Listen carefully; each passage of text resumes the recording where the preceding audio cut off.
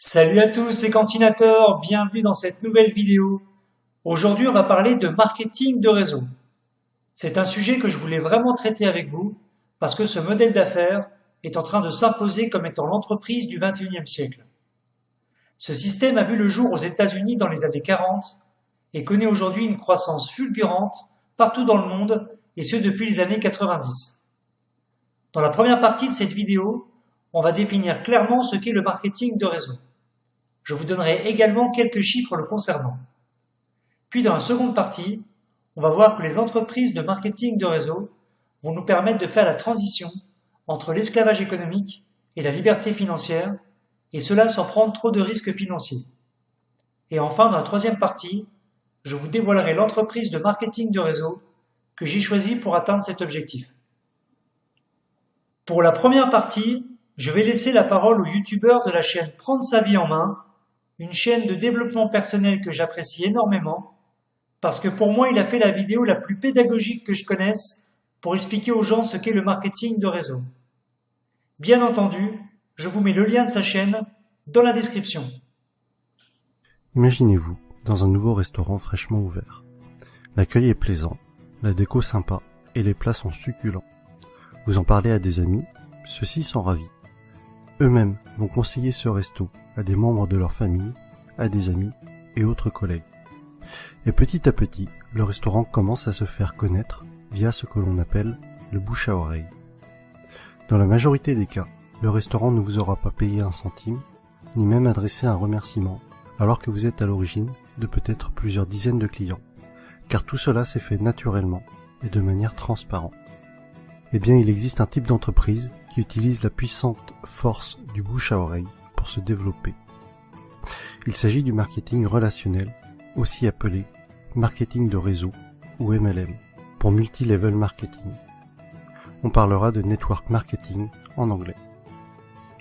Le problème, en France, c'est que le marketing relationnel est non seulement mal connu, mais en plus à mauvaise presse. En effet, trop souvent, les médias n'en parlent que dans le cas d'arnaque, et malheureusement, il en existe, et très rarement comme une possibilité de réussir. Les médias, pour attirer de l'audience, doivent faire dans le scandale, dans ce qui choque. Mais ceci est un autre débat. Mais effectivement, certaines entreprises sont des systèmes pyramidaux déguisés. Une pyramide, qu'est-ce que c'est au juste ? Je vous invite à cliquer sur cette vidéo pour découvrir une animation très bien faite expliquant ce qu'est une pyramide de Ponzi. En résumé, non seulement c'est une arnaque, mais c'est aussi illégal. Le système est basé sur la promesse de faire de miraculeux retours sur investissement, juste avec de l'argent que tout nouvel entrant va apporter. Autrement dit, l'argent des nouveaux paye le bénéfice des anciens. Et si, à un moment donné, les entrants ne sont pas assez nombreux, eh bien la pyramide s'écroule, car les anciens ne perçoivent plus d'argent. Ce qui est important à comprendre est que lorsque vous entrez dans une entreprise de marketing relationnel, vous êtes avant tout le distributeur d'un produit réel, le représentant d'une marque. Sans produit, ou avec un produit fictif, on rentre alors dans un système pyramidal. D'autre part, dans une pyramide, les anciens sont forcément plus riches que les nouveaux. Dans le MLM, même si plus vous rentrez tôt, plus vous êtes avantagé, cela ne garantit pas du tout votre succès. Un nouveau filleul peut très bien mieux développer son affaire et faire mieux que son parent. Ainsi, dans une entreprise de marketing relationnel, tout le monde est au même stade au début. Mais plus elle va grossir et plus elle va avoir d'impact et être puissante. C'est vraiment la force du réseau qui fait qu'une MLM est puissante. Et Robert Kiyosaki insiste vraiment sur ce point dans le livre « L'entreprise du 21e siècle ».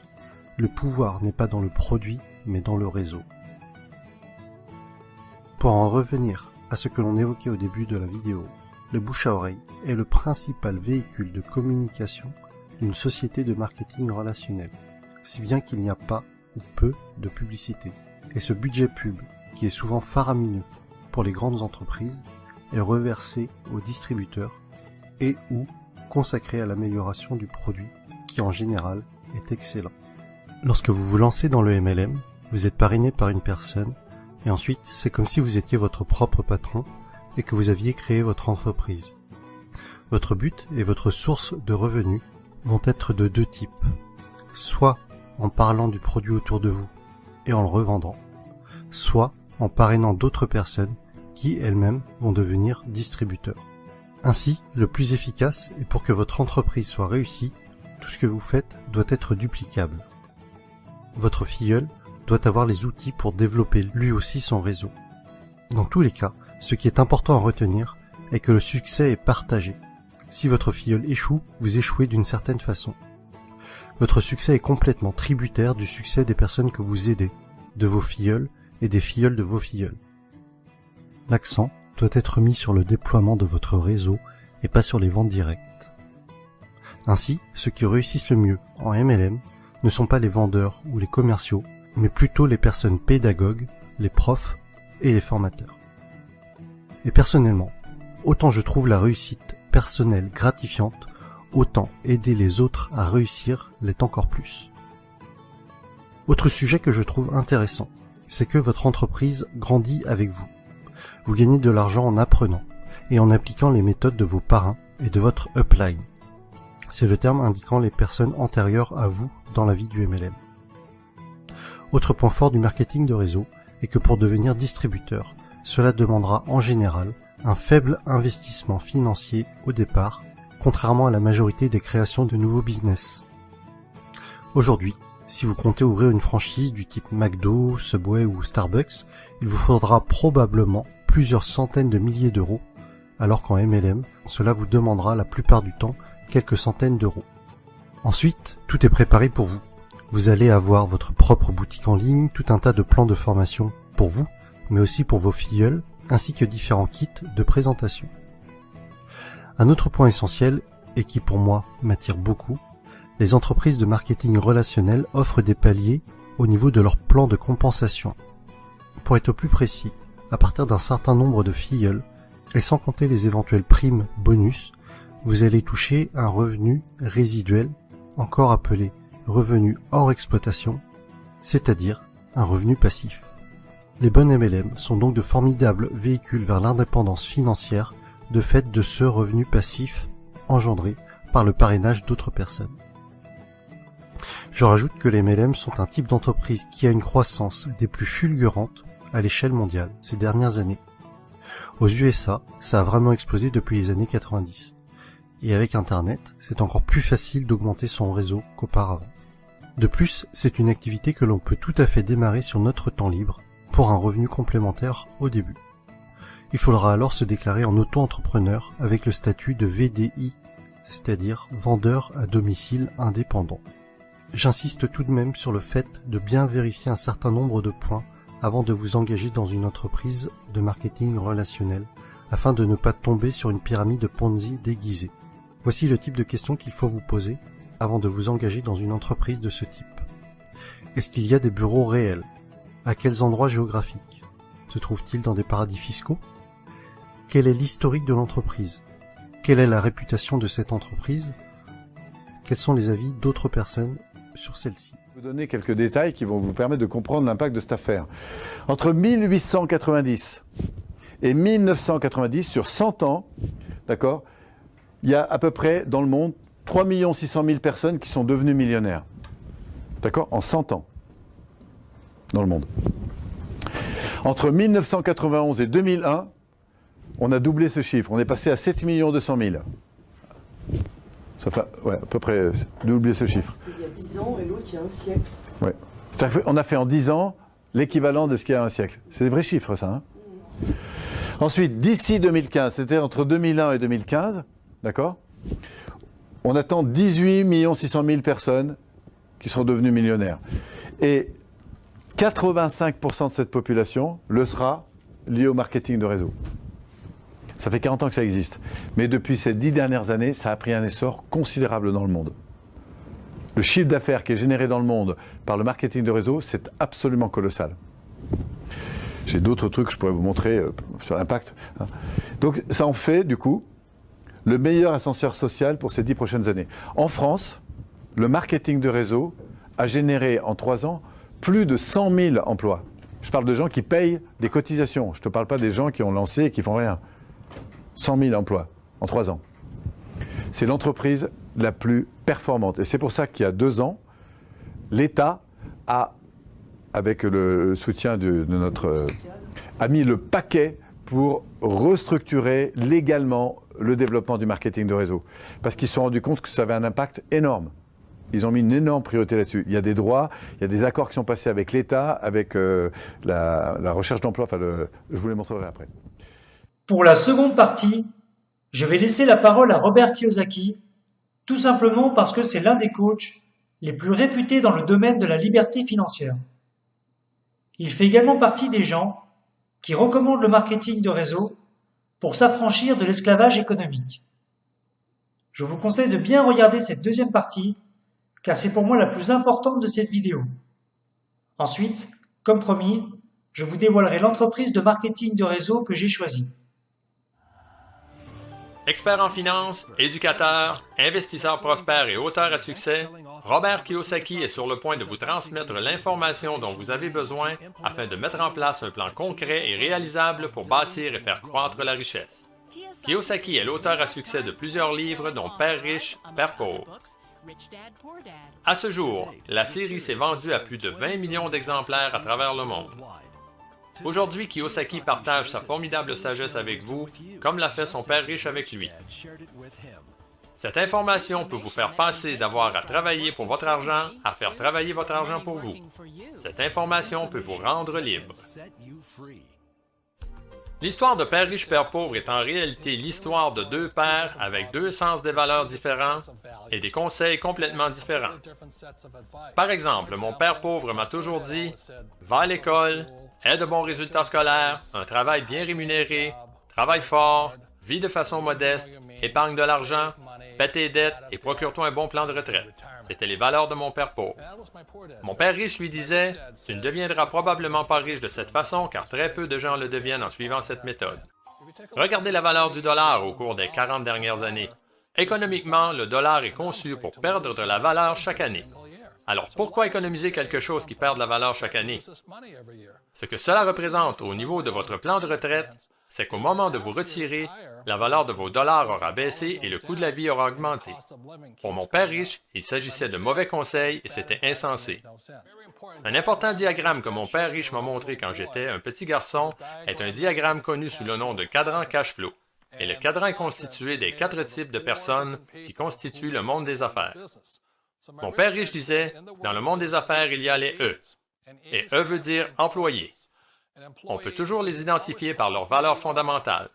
Que ce soit le président ou le concierge de la compagnie, ils utilisent toujours les mêmes mots. Ces mots sont « Je cherche un emploi stable et garanti avec de bons avantages sociaux ». C'est ce qui fait d'eux des employés. Leurs valeurs fondamentales sont basées sur la sécurité. Un autre des 4 types est les S, pour spécialistes, petite entreprise ou travailleurs autonomes. Encore une fois, leurs valeurs fondamentales les amènent à tous utiliser les mêmes mots. Si vous désirez que ce soit bien fait, faites-le vous-même. S veut aussi dire qu'ils sont solitaires. Ils opèrent généralement seuls. Ils vont agir par eux-mêmes. Côté droit du cadran, on retrouve les B. Et ce que mon père riche disait que le B signifie est grosse entreprise, comme celle de Bill Gates. Le magazine Forbes décrit une grosse entreprise comme ayant 500 employés ou plus. Et leurs mots sont différents. Ils disent « Je cherche un bon système, un bon réseau et les gens les plus qualifiés que je connaisse pour diriger mon entreprise. » Contrairement aux S, ils ne veulent pas diriger seuls l'entreprise. Ils veulent des gens intelligents pour diriger l'entreprise pour eux. Et les 4e du cadran sont les I.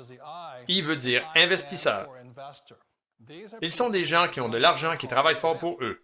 Les B ont des gens qui travaillent fort pour eux. Les E et les S sont ceux qui travaillent fort pour les plus riches. Ce sont les grosses différences. Du côté gauche du cadran, les gens travaillent pour la sécurité. Ils travaillent aussi pour l'argent.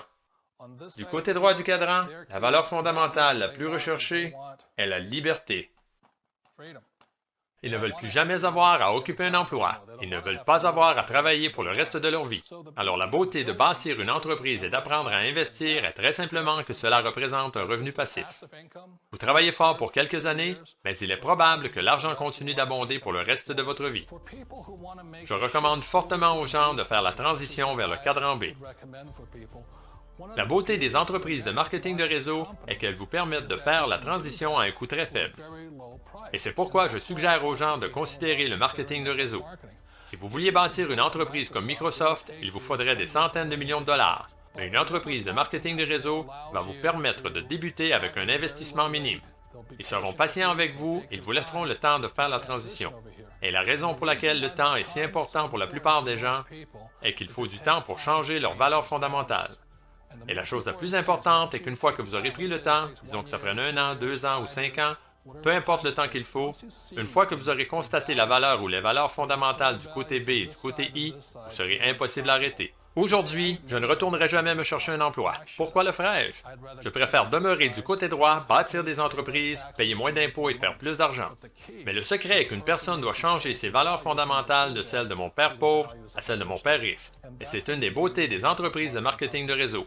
Pour un coût minime, elles vont travailler avec vous et vous donneront le temps de faire cette transition vers le côté droit. Le meilleur capital qu'une personne peut bâtir est une entreprise. C'est la chose la plus intelligente que vous puissiez faire. L'entreprise va travailler avec vous pour que vous développiez les aptitudes d'affaires qui vous rendront riche. Rappelez-vous toujours que ce n'est pas l'argent qui vous rend riche, ce sont les aptitudes d'affaires. Et c'est pourquoi c'est une entreprise parfaite. Ils vous laisseront le temps dont vous avez besoin afin d'acquérir ces aptitudes. Ensuite, vous les aurez pour la vie. Ce n'est pas une formule pour être riche rapidement. Ça ne se fera pas en une nuit. Je me rappelle encore quand j'ai fait cette transition.